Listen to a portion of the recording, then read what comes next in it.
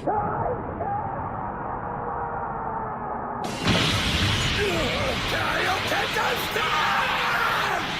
guys, Kaioken Kira's here.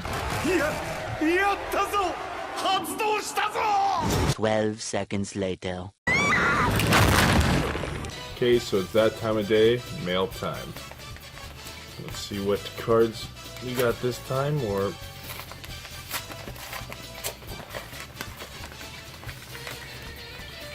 And...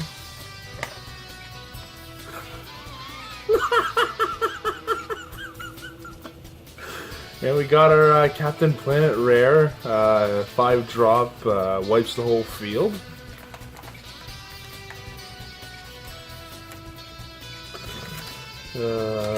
Yes! I'm gonna add him to my collection.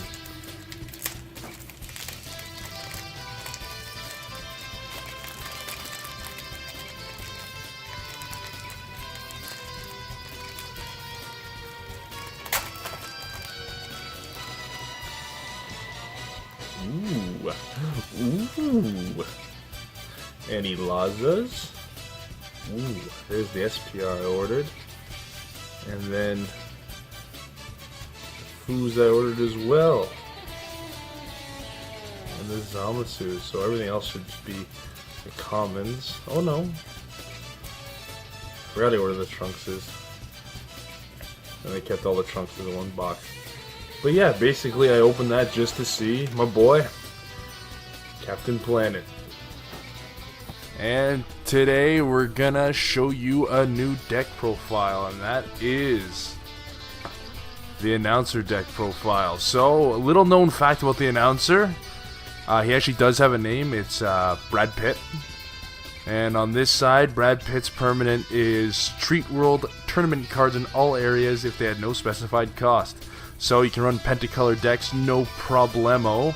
And you cannot include any non-world tournament battle cards in your deck. So all the battle cards have to be world tournament. You can't throw in like Roshis or anything like that, which would make this deck a little bit better. But, you know, it's okay. Once per turn, when you play a card that is world tournament battle card, draw one card. That didn't sound like English, but you get the gist of it. So basically he's a pan. So either on your turn or your opponent's turn, when you play a card, you draw one. So that'll get on later into the deck profile when I show you the cards you can play on your opponent's turn. So he's awakening at 4 life, and he's an untapped 2. And boom, on this side, he is older Brad Pitt. And obviously all the lightning and stuff, as you know, the announcer is SS2 at all times. So his auto, when this card attacks, draw 1 card. And his active main, choose 2 of your battle cards with World Tournament. They each gain plus 5,000 power for the duration of the turn, and then negate this skill for the duration of the game. This side sucks. I'm going to be honest, you want to stay on the front side as long as possible. What I like to do is stay on the front side, get all my draws, and then end on this side. The same turn I'm awakening, I want to end if possible, because this side sucks. Okay, so you got the gist of Brad Pitt there. So, first card in the deck is Trading Blows Son Goku. So this is a great turn 1 play. When you play this card, if your leader card is World Tournament and your opponent has 5 or more cards in their hand, your opponent chooses 1 card in their hand and places the drop area. So if you're going first, you play this card, your opponent starts their next turn with, after their draw, they only have 6 cards in their hand. They already lost a card without even doing anything. They didn't get to play anything, so it's just taken away from their hand. And I run 3 of those. Only reason I run 3 of those is because I find 3 is the most consistent. I find it not as good late game because there's a big curve to this deck where every turn you want to do something specifically. Another turn 1 you can do is play Awakening Talent Pan. You can play it at any time of the game as well, because when this card attacks, you choose 1 card in your life, place in your hand, and this card gains 10,000 power if you do so. At the end of the turn, return this card to your hand. So this is really good for this deck, because when you play this card, you draw 1, it goes back to your hand. So you're technically plussing 1 for free, And you get to play your next turn. If you don't have a card to play, you can just play it again, get that extra draw, pull a card from your life. So you're technically plussing 2 if you're pulling from your life. Yeah, it's really good card. I run that at 4. Also, if you want, you throw it down as blue energy as well too. So what I got here for another 1-drop is Announcer Ever Curious. So you got 4 of those. When you play this card, if your leader card is World Tournament, look at the top 7 cards at the top of your deck. Choose up to 1 World Tournament among them and add it to your hand, then shuffle your deck. So it's a standard searcher, top 7. Obviously, when you play this card, if this is the first card you played for the turn, you draw 1, and then you search top 7, so you're plussing 2 off this card. Next, we're getting to the combination cards here, so I don't know what they call them, link cards. So, right here, Test of Strength Son Goku. When you play this card, if your leader card is World Tournament, you may choose 1 Test of Strength Oob from your hand and play it. If you do so, both this card and that card gain 5,000 power. So this is Double Strike, and what he brings out, so I run 4 of those, and he brings out Oob. So Oob here is critical. When you play this card if Test of Strength Son Goku is in play in your battle area, choose the 2 of your opponent's battle cards. Ooh, can't even see there. 2 of your opponent's battle cards with 20,000 or less power and place them at the bottom of the owner's deck. So that's crazy good. Even if you don't use Goku's effect to bring him out, you can bring out as many Oobs as you want. Obviously, you have to have the energy for it, but you can keep sending 2 to the bottom of their deck.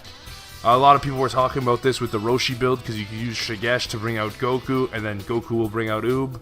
Obviously, we can't run Shigesh in this deck, and just for reference, fuck Shigesh. Perfect, just so we got that out of the way. The other link card here, we have Supreme Showdown Vegeta. So, triple strike, permanent. If there is a Showdown Goku in play in your battle area, this card gains plus 10,000 power. When you play this card, if your leader card is World Tournament, you may choose 1 of your battle cards other than this card, place it to your drop area, and your opponent cannot activate blocker for the duration of this turn. That's really good. All those decks that like to spam free blockers, your U7 Gohans and stuff. I'm trying to think other Universe still, trying to think like Universe 2 has one, not Universe 2, do they?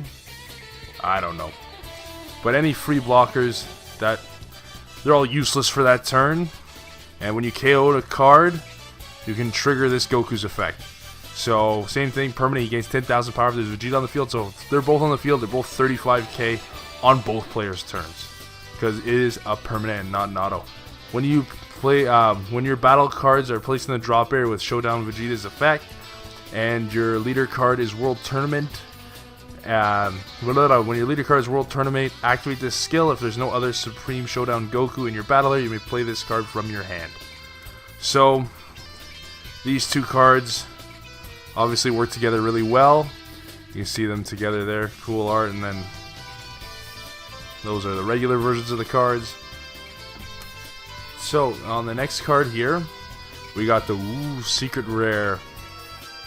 Colors are cool, but I don't know. I don't know about the art. It's okay. My favorite's still Victory Strike for the looking wise, and then probably second place goes to, let me think here, it's probably SS4. Double Strike, Dual Attack, Ultimate, so you can only have 1 copy of this in your deck. You guys already know all that stuff. If your leader card is World Tournament, and if there's 6 or more more cards in both your energy area and your opponent's energy area, decrease this card's cost in your hand by 2, so it becomes a 6 cost. It's iffy. This card's just in the deck, to be honest, for show. I've only brought it out maybe twice out of the 10 games playtesting with this deck. Usually you win off that Supreme Showdown and the Vegeta and Goku combo. This is very situational. If they're like ramping up with objection and stuff, because you're going to be doing that as well, then it's okay, but a lot of the time they aren't. If they're running like aggro decks, they usually have lower energy than you. Anyway, when this card attacks, choose up to 1 each of your opponent's life, energy area, and place them into the bottom of the owner's deck in any order. That's crazy good. So he's dual attack, double strike, so that's 4 hits right there. Then you also get to take a life each time you attack. That's 6 hits in total, and you get to take an energy every time you attack. So that's 2 energy gone from one turn. So it kind of screws your opponent over by the time you get this card out. Cool, but not the most effective way of winning. Then we're going to get into our super combos in this deck. One of those Vegetas should be a Chi-Chi, but it doesn't matter. It does to me because I kind of want the damn green foil Chi-Chi, but I don't have it. I foil everything else I pulled, but you know, it sucks. But the regular super combo works with any World Tournament leader as long as you have 5 or less energy. You can draw your card. 5 or less energy. Oh my god, 5 or less life. Okay, getting into some of the extra cards here. I think I put this deck in the wrong order, but I run 4 World Tournament arenas. You do not need to run 4. I run 4 just so I can see it turn 1. Also, there's no real problem with running 4 because it is a 0 cost and it's active main. Switch this card to rest mode, and if your leader card is Announcer, choose up to 2 of your battle cards with World Tournament and they gain 5,000 power each. So just like the Brad Pitt's ability on his Awakened side, but you get to do this every turn. If you want to end game, you can keep playing Announcer Field card, put in rest mode, use its effect, play another one, and it boots the other one out, and this one comes in active mode, and then keep boosting your cards. That's what I like to do. Not necessary at all, but if you don't want to run 4, you can only 2 is sufficient enough to see it. So, starting with the negates in the deck. So negates are very important in this deck, especially if you want to try to counter some of the aggro meta. This card is insanely good. Announcer, Play-by-Play Pro. Counterattack if your leader is World Tournament. I'll go to the non-flow one, a little easier to look at. World Tournament, you may negate the attack and play this card. So, that is regular effect. He's just like Roshi. Get to play him, he's 1,000. But on your turn, when you play this card, if there's 2 or more World Tournament cards other than this card in play, draw 2 cards. So if this is the first card you play for your turn, that's plussing 3 cards. So depending on what kind of game, if your opponent's trying to stall you out, you'd use the second effect, the auto, by playing on your own turn. If it's an aggro deck, you try to use the negate part of it. But yeah, that is probably one of my favorite cards in the deck. And also, if you're using a negate, as a negate, you get to draw 1 card as well if you're using it on your opponent's turn and you're still unawakened. So the other one, exact same deal here. It's counterattack. Her permit doesn't matter because I do not run the Heroic Duo Sun Gohan. All it does is if he's in play, she gains plus 9,000. You don't even want her to attack. You kind of want her for Vegeta fodder after she's been played in the negate. And I run her at 4. Other negate, run 4 Weak Coercions. So everyone knows what Weak Coercion does. Restand an energy and negate the attack. You don't need to run Weak Coercions. This is just, I'm telling you, for the hyper aggro decks. Slow them down your Hirudegarns, slow them down a little bit, and get your Vegeta combo off, and they usually can't do too much. You can switch these out for Senzu Beans. I'm trying to think of other stuff now. There's probably another. You can probably throw in those Piccolos and Vegeta combo, those link cards that make you drop 2 cards. But I think Weak Coercion is a good addition to this deck. And the final one, we got 4 objections. You don't need 4 objections either. You could probably be fine running it at 3 objections. But if you just want to ramp up that energy to get that Vegeta, you all usually want to pull up Vegeta and Goku at least turn 4.